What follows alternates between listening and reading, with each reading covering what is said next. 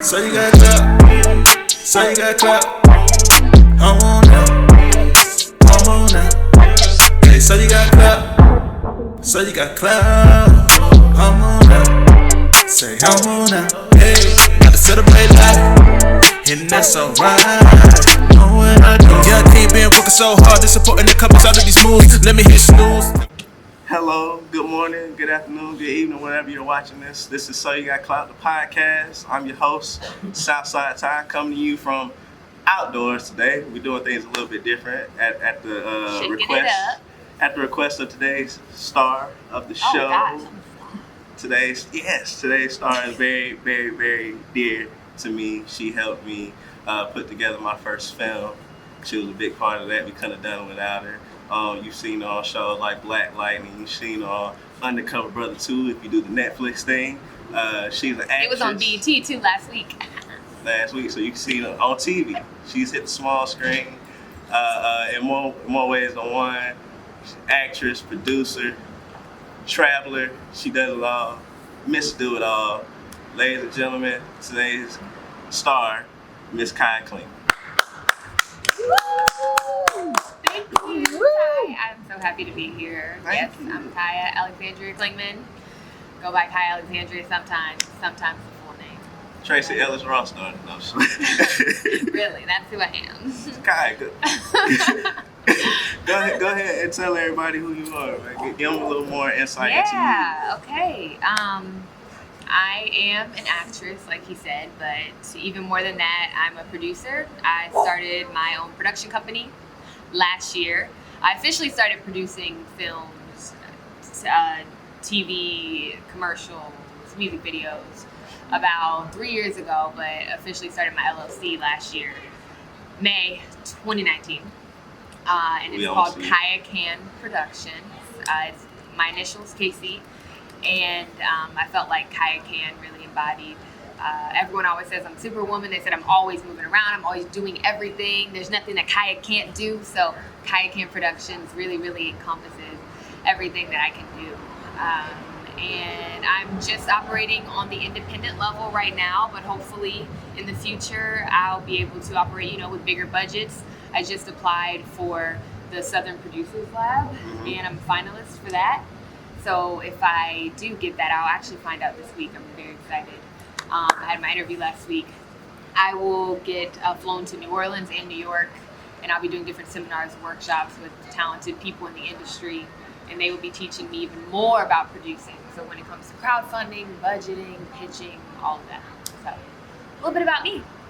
That's a lot. Okay, cool. Kiah Can. I like that. I like that a lot. So this, so you've been produced. You consider yourself more of a producer?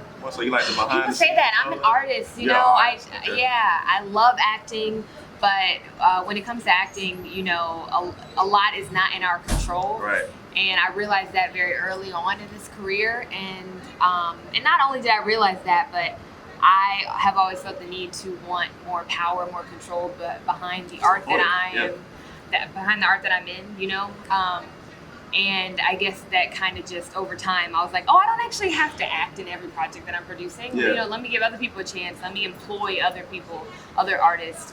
And now most of the projects I've done, I'm not in them. I just have been producing, working on casting, location scouting. On the independent level, a producer does everything. So really, everything. Right, yeah. Yeah. So you're just working out another muscle.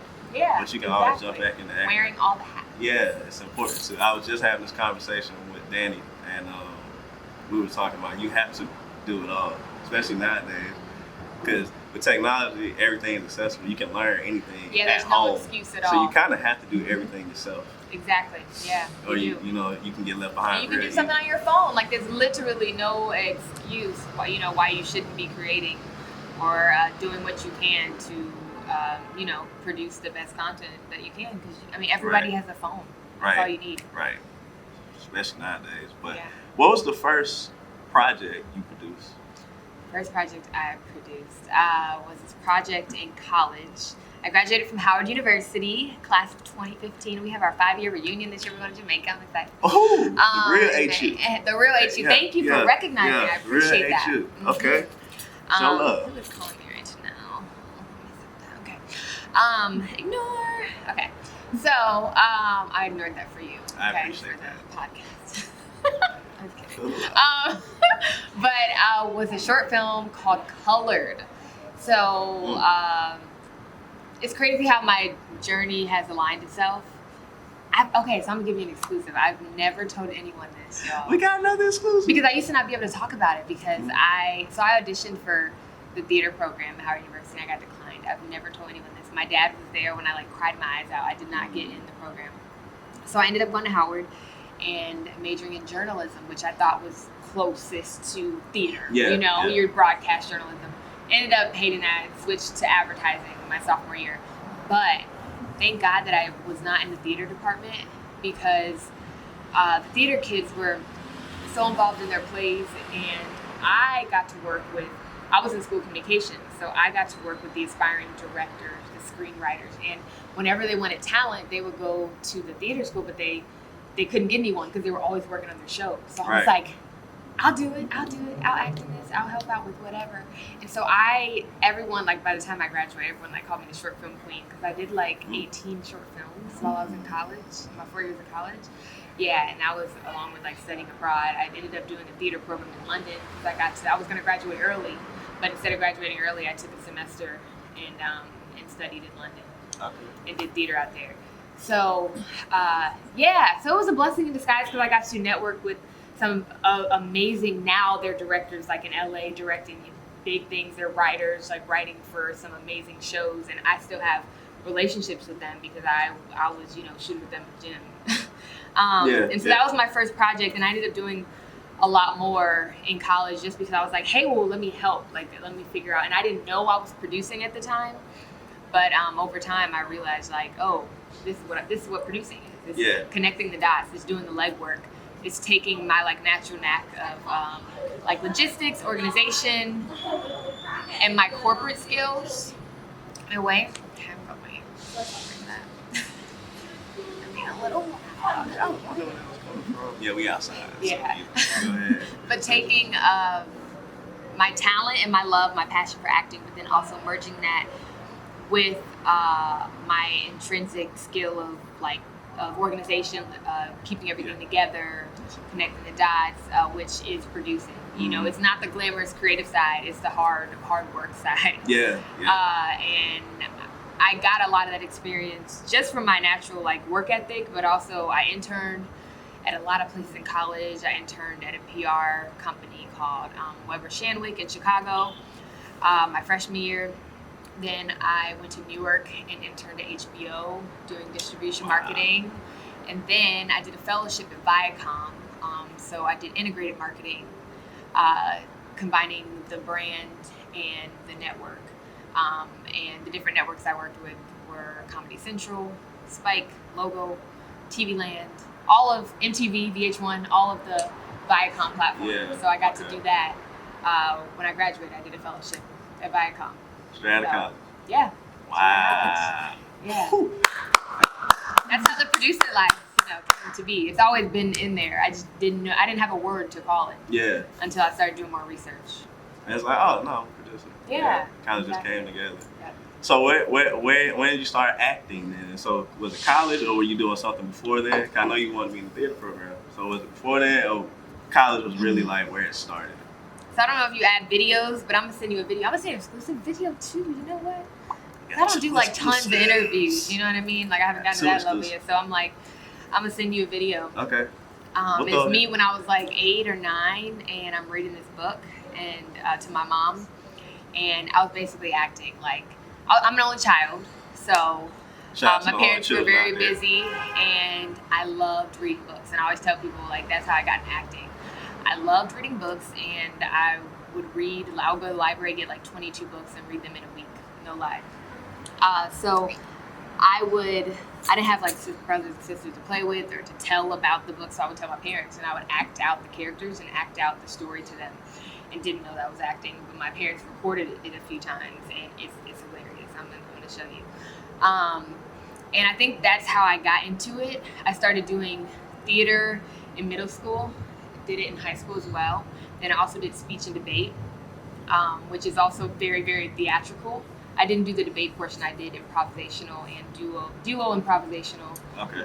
Which a lot of people don't know about. It's a big thing in the Midwest. I'm from Ohio, but if you saw like kids in high school talking to lockers, that was me. And yeah, it's a big thing, but it's called speech, and it's a form of acting and theater.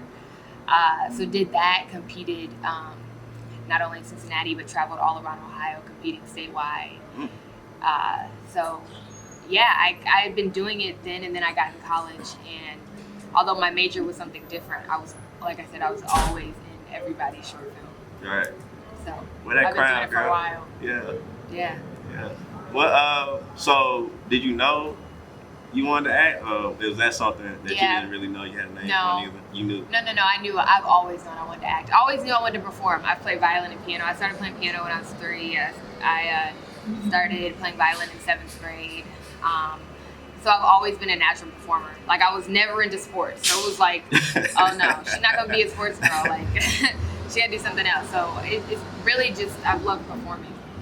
Yeah. And then it wasn't until later that I realized I actually liked being behind the camera as well. Okay. So, Kiah Can, what are y'all working on now that you can dish out about? So I have a short film, my first project that I wrote and co-directed. So started wearing a couple other hats. It's completely filmed. It's in post-production right now, getting edited, and I'm trying to drop the trailer this week before Black History Month because it has to do with Black History. It's called Eavesdropping on the Elders, and it's my first SAG film. So that was a challenge, making a film SAG, and I did it because I really, really wanted these 2 actors who are both in the union, and they weren't allowed to be in the project unless I made a union. So that was just, I learned so much about producing a project that's in the union. I had a budget. I raised almost $10,000 for it on my own. So yeah, that's what I'm working on now. I'm also producing another friend's project called My Package, and it's my first action short. So I'm really excited about that. It's an action comedy. I first AD'd on a project this past weekend, a horror. I have 2 projects that I produced as well that are in festivals right now. So yeah, and that's called one is called Plucked, and the other one's called Outgraded. So yeah, working on a lot. Okay, that's what's up. How did you get what was the process of becoming SAG affiliated? Oh gosh. So it's not that it's very difficult. It just can be tedious, and you have to be very organized. But there's an application that you fill out on the SAG website, and they have a checklist of all these different forms. You have to fill out a ton of forms, and they assign you not an agent, but a representative that you communicate with throughout the entire process. But my representative was terrible and never communicated, never answered my phone calls, never responded to my emails. So I'm hoping that my project is SAG, because I don't even know if she sent in the paperwork. But anyway, so I had to send in proof that I paid each one of my actors $125 a day minimum. You can defer pay, but I didn't. I chose not to. You also have to pay into the health and pension fund, and that depends on how many background actors you have and how many principal actors, and you pay a percentage based on that, which was very expensive as well. I can see. Yeah. So it's just a lot of paperwork, and you just have to make sure you're on it. You have to have call sheets. You have to make sure that you have lunch within 6 hours. If you go over, there's meal penalties. It operates like a real union set. Oh, wow. So, yeah, I had to, really be on it. It's the big leagues.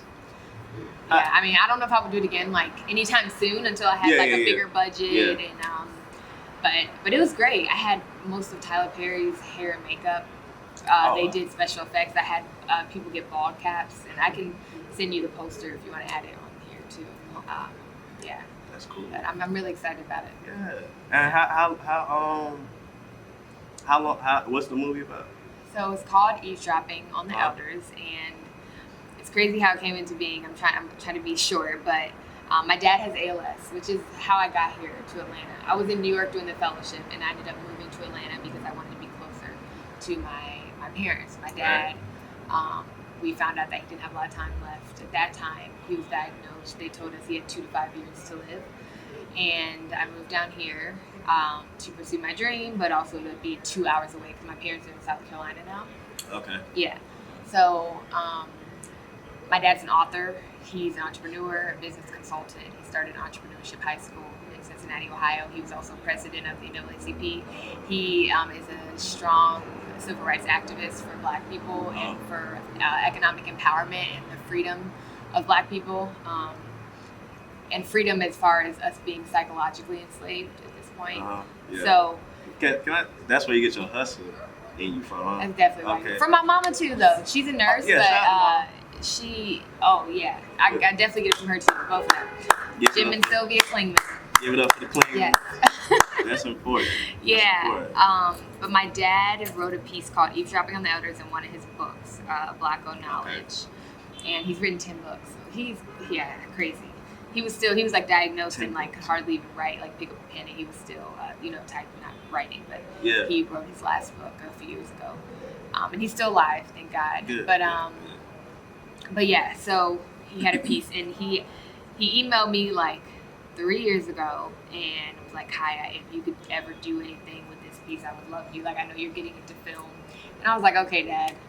But as things were getting worse, he had been in the hospital a few times for blood clots in his lungs, and things were just getting worse and worse. And I was like, I need to do something for my dad. Like, no tangible gift, no birthday gift, no Father's Day gift is going to be enough to show him like how much he's been influential on my life and how much of a positive impact he's been on my life. And I wanted to do something that could live past him and that he could have forever. Right.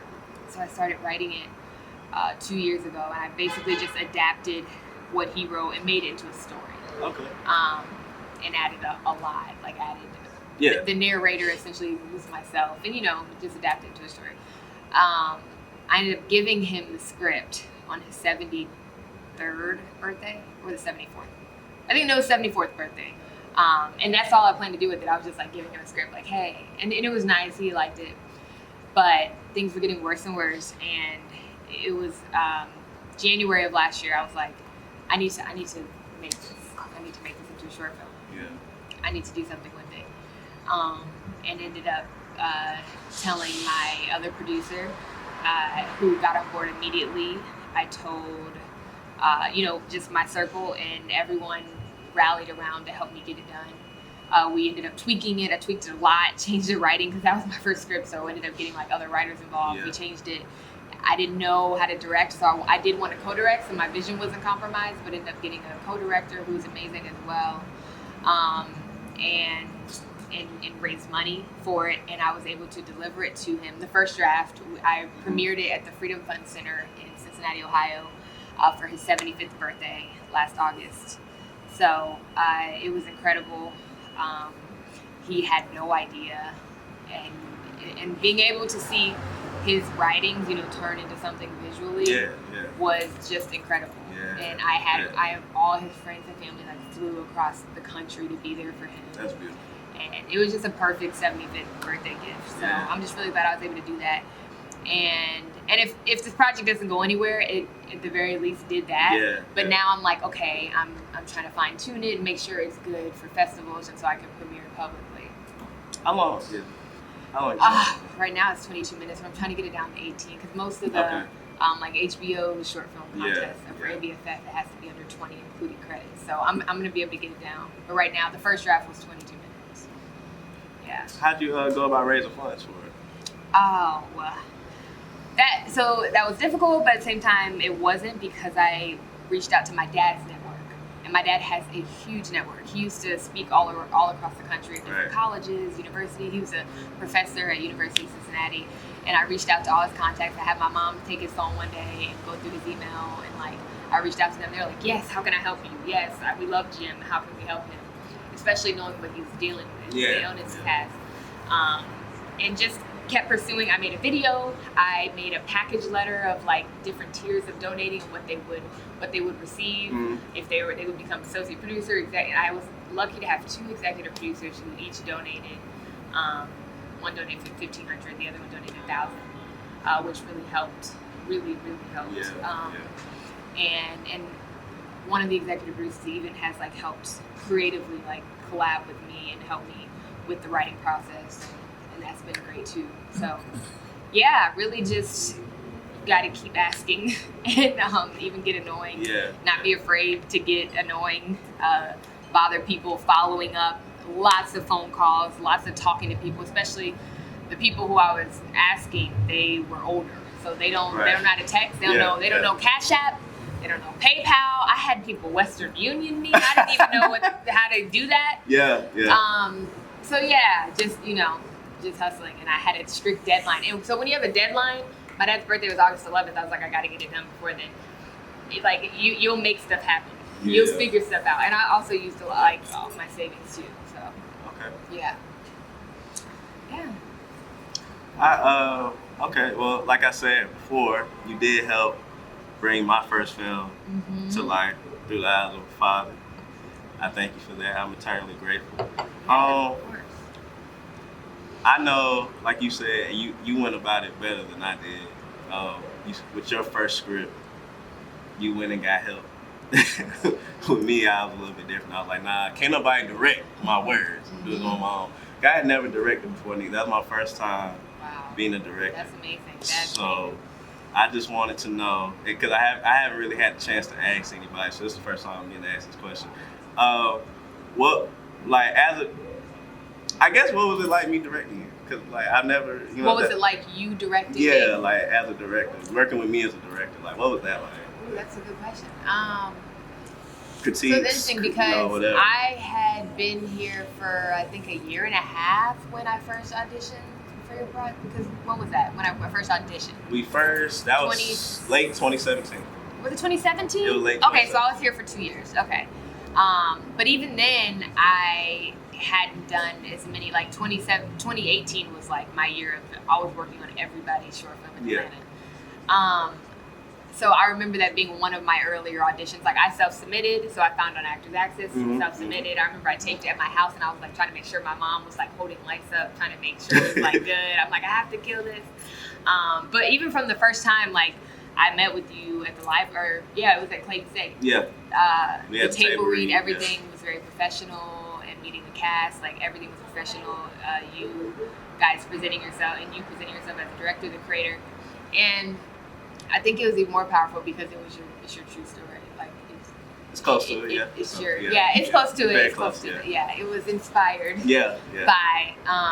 But I love stories that are like that because it's and I remember asking you at the table, because you told us.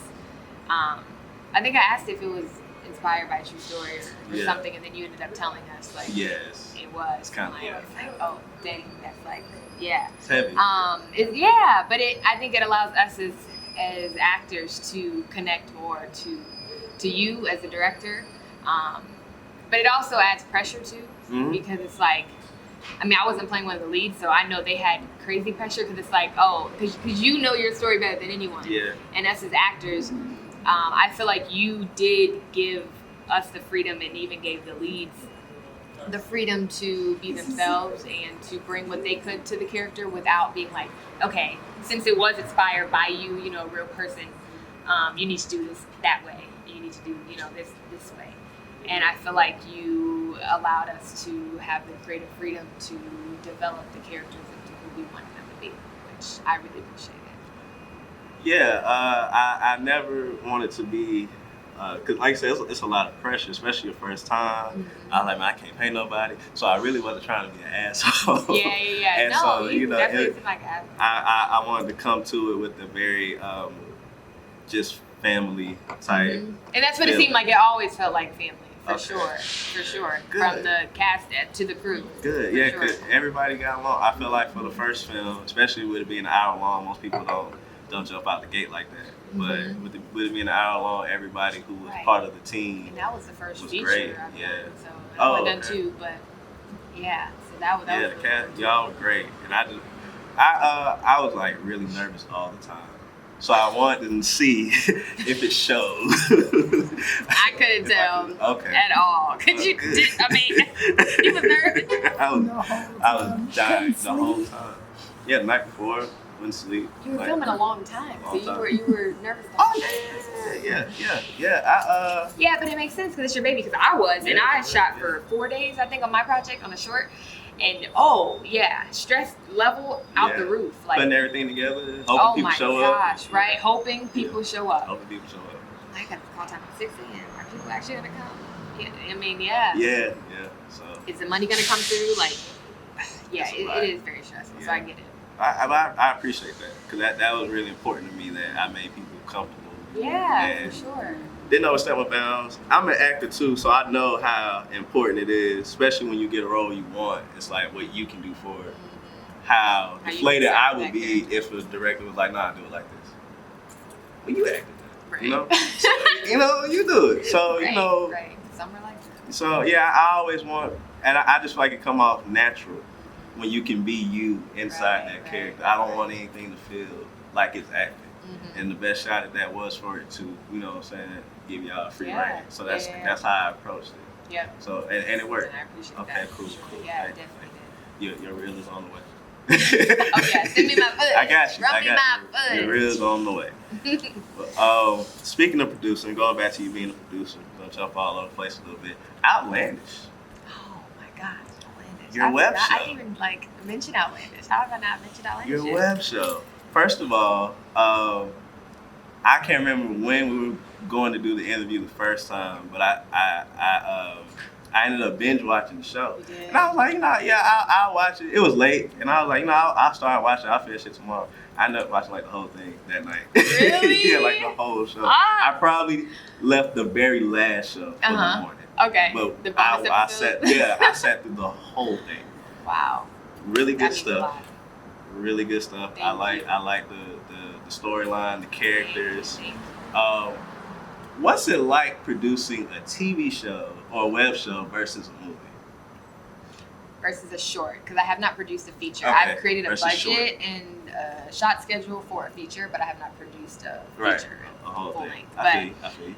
Okay, so producing a web series is like producing. If you have an 8-episode web series, it's like producing 8 short films. That's how I like to say it. Okay. Every episode feels like a short film.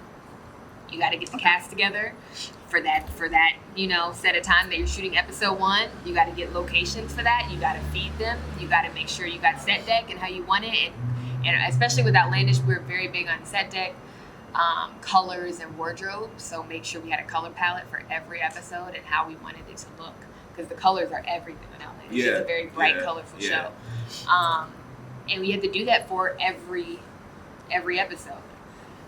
The only difference between like a short film and web series, I mean, we have, a consistent tone throughout. So it's not like doing a thriller to a horror to an action to a comedy. It's like, we have we're dramedy throughout. All the way. So exactly. So that made it a little easier, but it took a lot more time. And we, like I said, deadlines helped me though, because we ended up releasing the first episode before we had finished shooting all the 8 episodes. But that means we promised our audience, weekly. Yeah. And so we had work, but it was my first time doing a web series, and it was so much fun. And we had such a great team.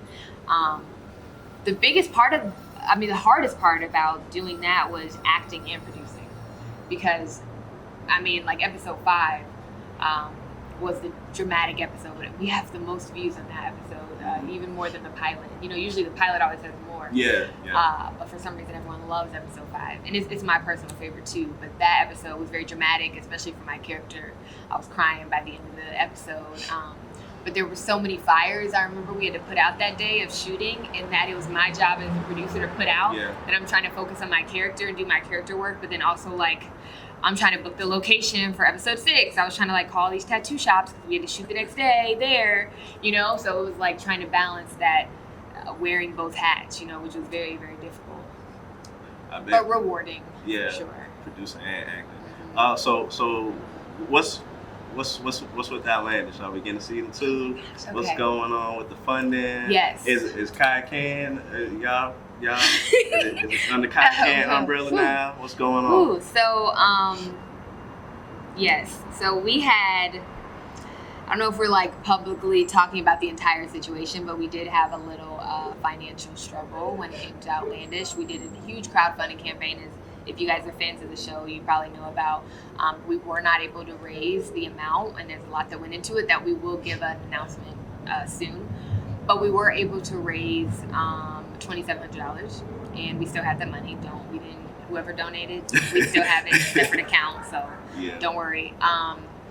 But we've been trying to figure out. We had to take a break because we put so much energy. Ariel and I. Ariel is the creator and director of the project, and we put so much energy into that. And it was for that project we didn't have as much help as like I've had for like some of my short films. It was really just Ariel and I putting in the bulk of the work, and we needed a break. We needed a mental clarity break, and we were able to take that. And we actually wrote a script for a pilot reboot episode that we want to shoot in June. And that we already have that finished, and we're going to use the funds that were raised to shoot that.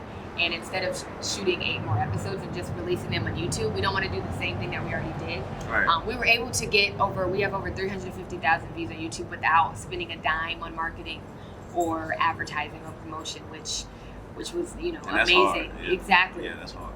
But we don't want to do that. We want to take it, a step further. So hopefully with the network that I'm building, and hopefully through the producers lab that hopefully we'll be able to make a solid, spend more money on the location, on the the equipment, because we didn't have no like money for equipment or anything, so we were like, no, we can't like this, like use the lights in my house. It was very guerrilla style. Yeah. But we want to spend more money on the equipment. But it looks great though. Yeah, thank you. Very well. Yeah, and that's Ariel editing. She's incredible. But yeah, so we're gonna spend the money on that and then pitch it and have a really solid series Bible, show how the character arcs will develop throughout season 2, and then hopefully we will get a budget to be able to produce an entire season 2. So that's our plan. Okay. So look out for it. You heard it here first. You did hear it first, because we haven't told anybody that publicly. So now, real quick, switching gears from Kiah, the producer, the behind the scenes, to Kiah on camera. Kiah, the actress, as her Instagram name implies. Kiah, the actress. On Outlandish, your character is bi. Mm-hmm. Bisexual. What? Yes, bisexual. Unless I wasn't clear. Bisexual. What about the character that made you really want to be like, I can be her? Is it personal to you? Was it like a challenge? Was it? We couldn't find nobody else to do it. Kiah, can you do this? No, so how'd that end up? So when I originally auditioned for Outlandish, Ariel actually found me on backstage. So I didn't come in as a producer at first. I came in as just an actress. Yeah, a lot of people don't know that. But the original role I was auditioning for, it was Lyra. It wasn't Kiah. It was Lyra, which is Ariel spelled backwards. And Ariel actually wrote that character, like, had a lot of the qualities of herself in the character. And I auditioned for it. And at first, in that early stage of my career, I did see that as a challenge, which I think is wrong to assume that now, to say that now. And that is why I originally auditioned for it. Ended up booking it, and she ended up scrapping the entire script, the entire plot, everything. And Outlandish was born. And we did keep the character, we kept Cammy being bisexual. But it was more for me being able to just tell an authentic story. Not a challenge, or not that you couldn't find anyone else for the role. Like, I knew that I could relate to Cammy in more ways than one. And I wanted to be able to develop her and share my qualities of who Kiah is with Cammy, merge the two together and tell Cammy's story. Like, I've dealt with all the different relationship issues that Cammy goes through throughout the series, the lack of commitment issues, or wanting to commit, not knowing how. Yeah. I've been there. I've dealt with it. I'm dealing with it, and I think even in Outlandish, like, we don't make her sexuality a thing. And some shows do that. It's either like they won't show any, they won't show anyone who's bisexual or gay or trans, or if they do, then it's all about that. Yeah. And we just wanted Cammy is a woman. Cammy, person. Yeah, she's a black woman. Yeah, she's bisexual, but we're just gonna tell her story. You know what I mean? Yeah. And it's not gonna be the only thing that identifies her is that she's bisexual. Yeah. She's a woman who happens to be bisexual. Yeah. And that's what we really wanted to harp in. So a lot of people were like, oh, why didn't Nolani and Candy kiss? Which we may get that next season. But people like were in our comments like, why aren't they kissing? Because I mean that's not what it was about. If we could have, you know, and it's not like we were like intentionally not writing that in. But that's not. We weren't trying to just show. You know what I mean? Yeah, that's not the art that you were trying to portray. Yeah. And as a viewer of the show, I appreciated that because a lot of times, like you said, when you have a gay bi trans character on the show, it's like pretty much their thing. Exactly. And it feels kind of pandering-ish. Mm-hmm. Well, not kind of. It feels like they're pandering. Yeah. You know, so I'm gonna just say what it is. It feels like you're pandering. Unless it's a show like Pose, which it's different. Which is the mission. Is for awareness. Yeah. Beautifully one of my. But for like an average show with like a gay character on there, it's just like their thing. But it's like, you know, really that's only like a part of it. Mm-hmm. Okay, so that's a part of you. That's the same as if you're straight. Like we're not harping on that. Yeah. The other characters weren't tonguing down the whole time. So why do the bisexual or the gay characters have to do that? Yeah. Yeah. And I like the way it was presented because, like I said, Cammy was a person. Mm-hmm. Or like you said, Cammy is a person. She's a black woman first, and I was actually she was my favorite character. Like just because she had a lot of depth to her. Like I said, she was very closed off, reserved. And then you figure out why. And she had a lot of layers to her. So, and the fact that she was bi was just a part of it. Yeah. Well written, and I would like to see more of that. So, because it feels natural, it feels more real. Because you know, gay, but like, what else? Do you read books? Right. Do you drive? Exactly. There's so much more. Do you drink coffee? What do you do? You know, who are you as a person? Exactly. And that along with the other characters, you know, your friend had a problem with boy Jabri. Nina. Yes. Going back and forth. Jabri. Yeah. Did you talk to him about Outlandish? He's supposed to be here on here. I'm gonna get him on. Oh, I thought you had him. Okay. He's supposed to be. We haven't linked him. But and you know, everybody was. It's just it feels natural. It's a well-written show. Thank you. Y'all did a good job on that. And before I forget, you, like I said at the beginning of the show, you've been on a lot of television, Black Lightning, and Undercover Brother 2 specifically. What was it like? First of all, are you like a comic book person? Did you know anything about Black Lightning before you heard the show? No? I'm gonna be straight up. No. Not a comic book nerd at all? No, I'm not a comic book nerd. No, I'm not. Did you see the original Undercover Brother? Did you like? Yes. Okay, cool. I did. Okay, Yeah. She was a fan on one, at least. Yeah. And if it was for you, and I wasn't gonna pay attention to Undercover Brother too. Oh, I know. Because I was like, hell. Eddie Griffin's not in it. I love Michael Jai White. I know. So many people were so I love Michael Jai White. That's my guy. But me too, yeah. That's Black Dynamite. You know, it's Undercover Brothers. It's Eddie Griffin. Yeah, it's Eddie Griffin movie. I know. So what was it I'm like? glad you watched though. Yeah, for you. On you. what were those experiences like? This is was it like a big budget movie? I know it's a Netflix movie, but they don't always, you know. That don't mean it's like $100 million. It was interesting because I did a TV show, Black Lightning was a TV show, and then Undercover Brother was one-off a movie. Yeah. So getting to experience a different type of sets. Well, Undercover Brother 2 was my first SAG booking. Okay. And so whether it was like a lower tier budget or whatever, it was incredible for me. Yeah. It was my first time having my own trailer, like getting hair and makeup done, and I mean I'd had that done before, but just it was insane. Different. It feels different. Yeah. It felt different. It was an incredible experience, and I loved everyone on that set. I love the director, Leslie Smalls. Oh, he's incredible director. And then I booked Black Lightning actually the day I was on set for Undercover Brother 2. It was amazing. So it felt like it was just like bam, bam, bam, bam. You made it. It felt like for a little bit it felt like it. Ended up shooting that the next month, and it was like contrast. Everyone was still phenomenal, like really nice, but it was like a well-oiled machine. You know, they were in season 2, like they were like, it was bam, bam, bam, get in, get out. Just not spending as much time like interacting with people, not much like lax time. It was just they knew what they were doing. A lot more extras, background actors, and so it was very different. The two different sets, but both were phenomenal experiences, and I'm so incredibly grateful that I had. And I actually ended up booking 2 other SAG projects the following year that aren't out yet. A movie and a kids show called The White and Shining Armor that'll be out later. I'm in season 4, which is coming out later this year. What's the movie so I can look out for? It's called India Sweets and Spices. So the producer of Crazy Rich Asians produced it. Oh, okay. All right, cool. Yeah, I'll look out for it. So look out for that one. Okay, go ahead.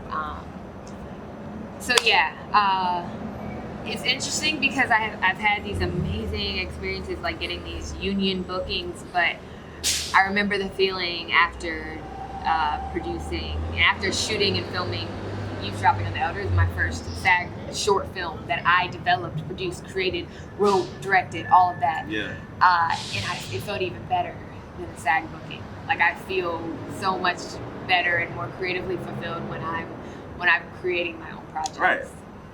And I don't think that was a shock to me because I thought I would feel better booking the big union roles, you know. Mm-hmm. But I really don't. I'm so much more fulfilled creating my own work. Right.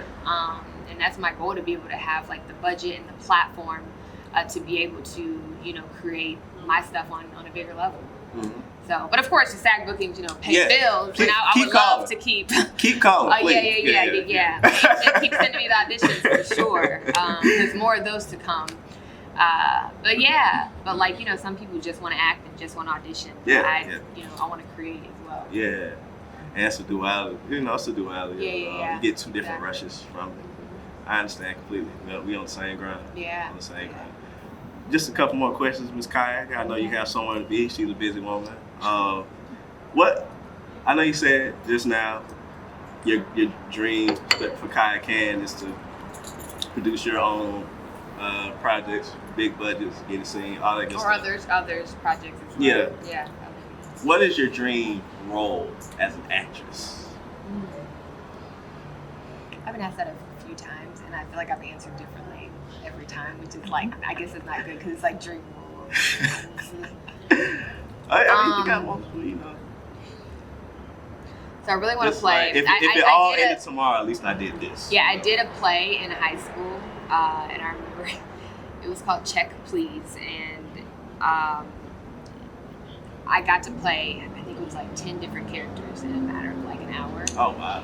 And I remember my mom went the first time, and she was like amazed, like blown away. And I remember that's when she was like, okay, Kiah actually is an actor, and we have to support her dream. Because, you know, your parents, they wanted me to become a lawyer, chemist, you know, something that's going to pay the bills. And I remember after doing that play, my mom was like, okay, she actually does want to do this. She's actually good at it. And I remember she told my dad, because he had to come another night because he had to work. And she said, make sure you record Kiah. And my dad forgot the camera. And so he came and he was like, he was like, you recorded it, right? Mom's like, no, I told you to record it. And so I don't have any footage from that night, but it was really one of my best performances to me that I've like ever done. And I would love to play like a schizophrenic character. And even, okay, so let me not just say schizophrenic, split personality. Yeah. Or even a character that's dealing with, so I've dealt with severe clinical depression. I was diagnosed in 2011. My senior year of high school, and I've dealt with, you know, I go to therapy and have even, you know, taken medicine for it. And like, it's been like a very long journey dealing with that. Also coupled with anxiety. And so mental illness and mental health awareness is very, very near and dear to me. So even being able to, because I've gotten to a level where I can deal with it, talk about it, but a lot of people can't. And so being able to shed light on that in some way through a character would be amazing. So, yeah. Every time I love the answer I get, every time I ask that question, it's always something that's like, wow. You know? Yeah. Because we're all artists. So, you know, that's why I love that question, because you never know what you'll get. What's the best time you had on set? What's the worst time you had on set? On independent? Just period. Any set you've been on. That is difficult. Oh my gosh, I've had like every set I get on, I find a way to like have fun or cool. enjoy a different piece of it. Like this past weekend, I got to first AD on a project. I've never done that. We in Atlanta, y'all know how it is. Okay. Go ahead. Yeah, I was saying I got to first AD on a project, which is something I'd never done before. And that was fun to me, just about trying something new. I'm trying to think if I had to pick. That's so hard. Like, Outlandish was amazing. I've had such an amazing time on thick skin acting. And that's too big of a question because you have to say like as an actor or as a producer. I don't know. That's fair. That's hard. That's fair. That's I get you that. difficult. I understand. I know. Especially since you said you try to find Yeah, I a way really to do. have fun. Like every try to set. take That's fine. and even if I'm not having fun per se, because there has been one project that I'm not going to put on blast that I didn't necessarily have fun because I think the director, I won't say abused, but took for granted the time that I and other people in the project were playing, and I don't think that's cool at all. But even with that, I found a piece of knowledge from that experience that I would never take to my sets or projects that I'm working on. Right.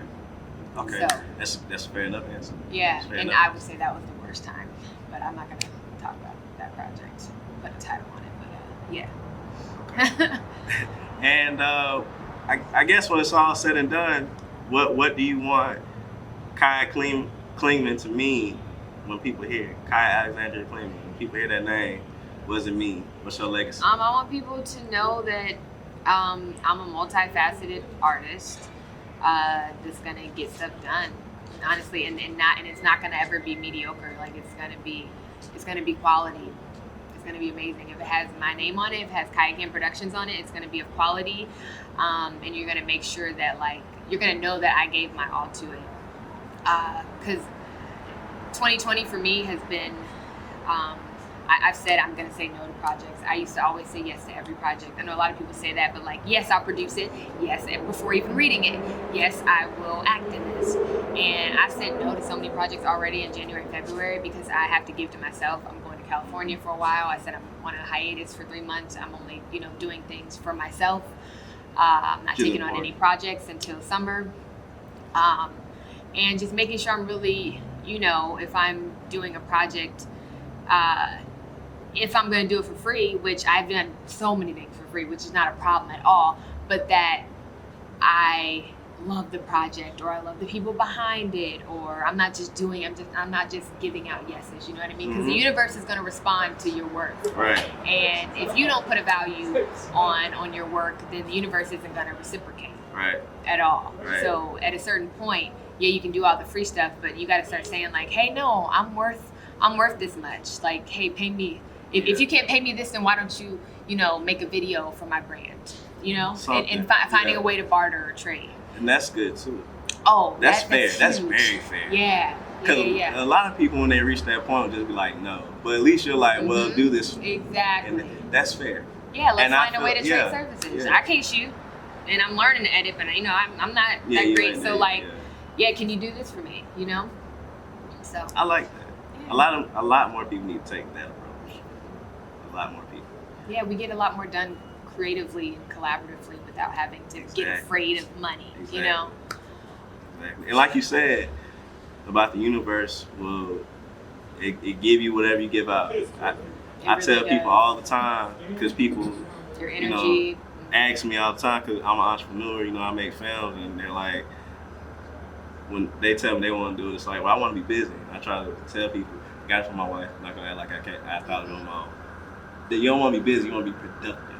You want to be progressive. Because I'm friends with a few entrepreneurs. I've seen what busy look like. Right. Busy run your head into a wall. Right, exactly. You have to be intentionally busy.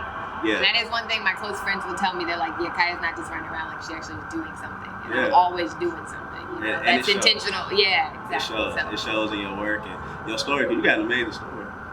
You got an amazing story. You're going to LA for 3 months. I wish Wish you nothing but safe travels. Thank you. Be safe out there. Hope you come back. Hope we can work together again. Yeah, you know, so I love Atlanta, and I don't want to leave Atlanta like as far as my artistry. Yeah. So no, don't bringing go everything back here for sure. And on this show, I say it all the time. You hear it all the time, especially nowadays. People say you should give people their roses while they're here. On this show, I give it to you first. Give them to you first, Kiah. I'm a fan. I love you. Love your work. Your story is inspiring. Really, I'm not just saying all this. If I didn't mean it, we wouldn't be here. You know. So he has been tracking me down, y'all. He means it. I know. This podcast is a timestamp for all of us. One day we can all look back on it and just be like, man, we did that. Yeah, you know, we were look here. where we are now. Now look where we are. I don't know if you've seen Chance the Rapper just shared a video of Lizzo, of him and Lizzo from like 8 crazy, years ago. right? That's how we I got a whole podcast about that. Like that's crazy. So and thank you for doing this for me. I appreciate you. Once again, you came through for me twice. We do need to work together on something. I know. We will. I will never put my pen down. You shouldn't. Well, for a long time. I do want to get to a point where I can just act. Oh, okay. Because I write to vent. So when I'm done venting, I just want to act. Okay. So let me not say I'll never put my pen down. Okay. But I do want to get to it. I won't put my pen down for a long time. So we should do something. Okay, yeah. I'm always available. But once again, signing off, Kiah. Before we get out of here, can you tell the people where to follow you? Yes. Okay. My name is Kiah Clingman. You can follow me on Twitter, Instagram, Facebook at Kiah the Actress, KIAH the Actress, and you can also visit me on my website if you want to learn more or work with me, collaborate with me at www.kiahclingman.com. KIAHCLINGMAN. Got another website on our hands. Okay, I see. But once again, this is your host Southside Ty signing off. This has been another episode of So You Got Clout the podcast. Peace and blessings to all, and we out. The glass from Papa and Sis. It even smells like onion. Oh, I think I can get away now with this. Pooey! Oh, look. Like a pooey! Mom was trying to clean up the milk Papa had gotten over on his override when he fed off the bad tasting stuff. Now, what do you think happened to make the milk? She started to say. I don't have to think, said Papa. It has to do with the clover meadow between Farmer's Big Farm and Grizzly's estate. I heard all about it at Zed's Hardware today. The clover meadow, said Mama. That's where Big Grizzly's clouds in the spring. To keep them away from the onion grass. That's alright. Know what I do. Yeah, I can't been working so hard. They supporting the companies out of these moves. Let me hit snooze. Time for me to get up. Get bust. I ain't got time to be stuck. You been escaping, nobody so many tickets up. It's been an honor, the blessing. I don't believe in luck. I'm ready for my son, yeah. And I dare you to get in my way. Cause I'm ready for my son, yeah. You better get. So you got clout. So you got clout. I'm on now. Say, so you got clout.